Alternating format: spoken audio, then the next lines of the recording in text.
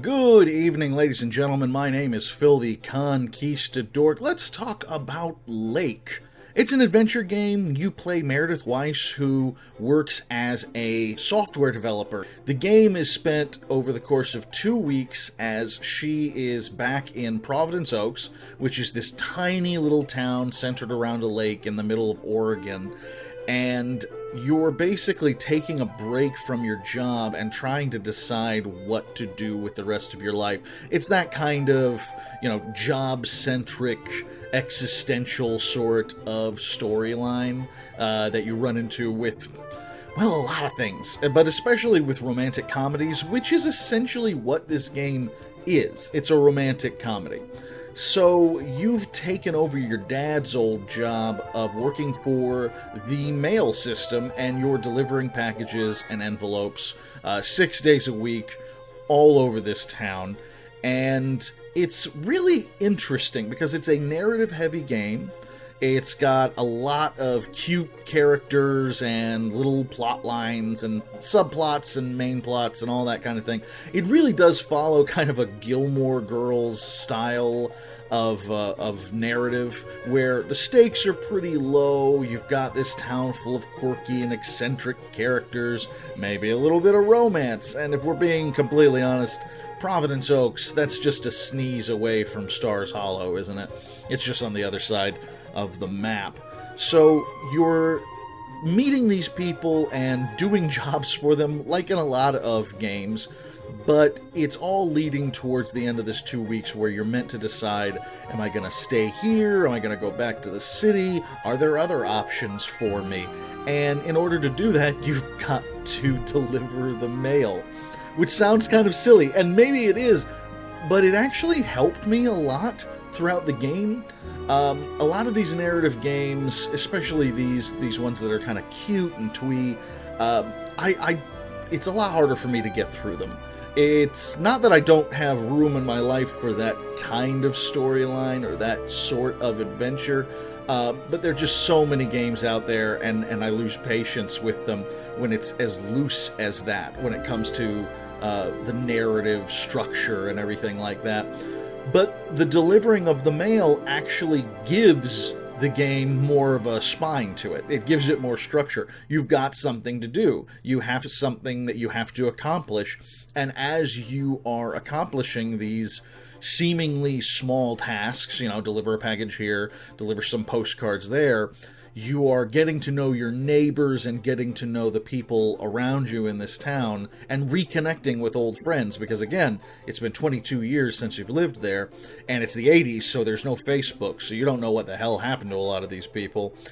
And it gives it a little, but the mail delivery system gives it a little more structure. It's a little more interesting, and as small as that may be, it actually is something that kept me going through it to the end. Now, if you enjoy more of a story-driven, narrative sort of experience like that, with not a lot of failure state, with, where it's just trying to tell a story like that, then you're not going to have an issue with that. You drive all over this little town, and it is a little town, and that's one of the downsides I will say for this game. You're driving everywhere, and there is an autopilot system which is super helpful, but you still find yourself in positions where you are just kind of lazily driving all over this place. And it's a beautiful landscape, by the way, so they at least give you this gorgeous fall aesthetic. It's absolutely beautiful. The lake's beautiful, the mountain's beautiful. The characters have kind of this Firewatch sort of aesthetic to them. It's pretty. The sound design is pretty good too. Although I will say that the radio you listen to in your truck is it's not great. They even address it. They address that you meet the DJ, and he addresses the fact that he doesn't have a lot of songs in his playlist on the radio, and that's cute, but Jesus Christ. Sometimes the songs will pop up 2, even 3 times in a row. At least they did in my experience. So if you are into, let's say Euro Truck Simulator or something like that, you get a little bit of that, a little tiny bit, because it's not as drawn out as all that. But I did find myself listening to my podcasts. As it got busier, I actually found myself basing a lot of Warhammer miniatures while on autopilot and going through the whole area. I'm not sure how necessary it was, but it's the kind of thing I'm sure a lot of people appreciate. It was just hard for me. You unfortunately cannot GTA your way through the whole thing, because you do drive the post office truck, van, whatever it is. You do drive it yourself when you're not on autopilot, and you don't have to do autopilot. And I thought to myself, I was like, what happens? Because people are walking through the streets, you know, there are trees, there are all kinds of things to bang into. Nothing really. If you hit a car, you just kind of hit it and nothing comes of it. If there's a person in the street or an animal in the street and you try to run over them, it will slow you down. So unfortunately, if you were picking up Lake in order to cause some havoc and some chaos in the world around you, I hate to be the one to tell you, this isn't going to be it. There are a lot of fun details that they put into this game. There's a movie rental place that's filled with posters of parodies of different movies from around that time period, and it was kind of hilarious to look through them. You can find romance in this game. From what I could tell, there were 2 options for a little bit of romance, and both of them seem to have different endings. This game also has multiple endings, from what I can tell. And who you go with, or if you go with anyone at all, can make a huge difference in the way your ending is going to play out. And it's kind of funny because, like I said, the game is twee and cutesy and that kind of thing, but it does have a weird sense of humor sometimes. Like, this is the first experience I've ever had where I was able to orchestrate a lesbian meet cute during a showing of Blue Velvet. That is not an exaggeration. That is absolutely something that happened in this game. It would suggest it's darker than it is. It's not a dark game. It's got these little moments that are kind of weird, and it's a lot of fun to discover those. By the time I beat it, I had only achieved 4 of the 10 achievements, and that was over the course of about 6 hours. So there's some replayability there. From what I can tell, I haven't done a ton of research, but from what I can tell, there have to be at least 3 endings to it.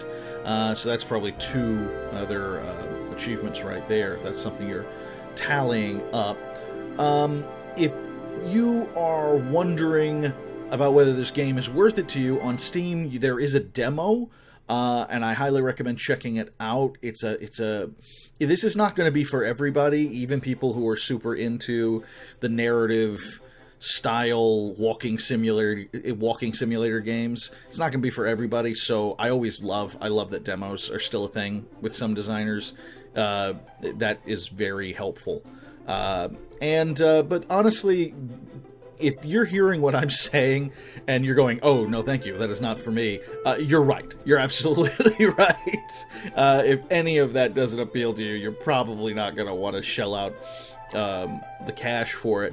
But I do happen to know a lot of people who love a narrative experience, who love kind of a sweet, like I said, Gilmore Girls vibe, sort of aesthetic. If you're into narrative games and you like the Gilmore Girls, get Lake. I'm willing to bet that you'd really enjoy that. It is worth the look. It's a very interesting one. Again, it's brand new at this point. You know, give it a look. See what you think.